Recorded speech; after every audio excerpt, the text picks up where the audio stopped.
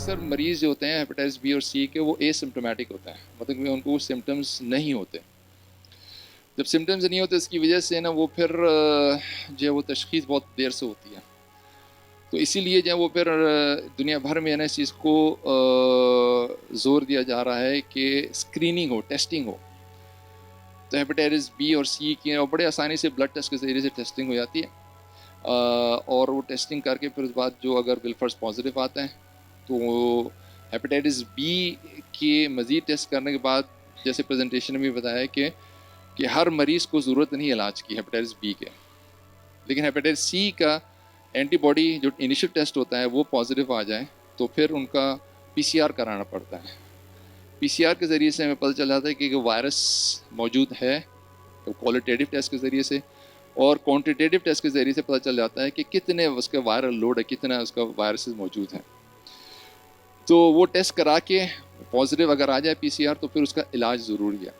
अच्छा, इलाज की तवज्जो से ये जहन में रखें कि अगर बिलफर्स सिरोसिस नहीं हुआ है, ठीक है, सिरोसिस जो है वो जिगर का सिकुड़ना जिसे कहते हैं, श्रिंक हो जाता है जिगर, वो नहीं हुआ है तो फिर अक्सर मरीज़ों में जो है ना वो 12 हफ्ते का इलाज करके और 90-95% मरीज़ होते हैं उनका ख़त्म हो जाता है वायरस।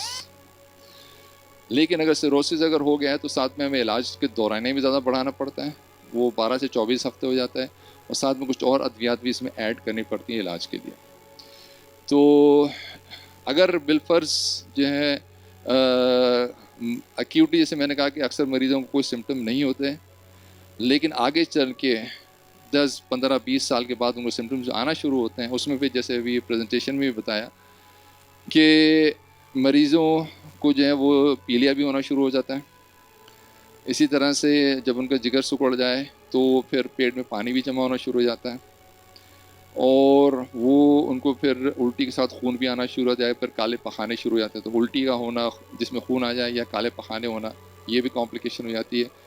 और जहनी तौर पे उनका जो है वो जो मेंटल स्टेटस है वो सेंसोरियम जो है ख़राब होना शुरू होता है, यानी कि उनको गुनूदगी छाने लगती है और हत्ता कि फिर वो बेहोश भी हो जाते हैं।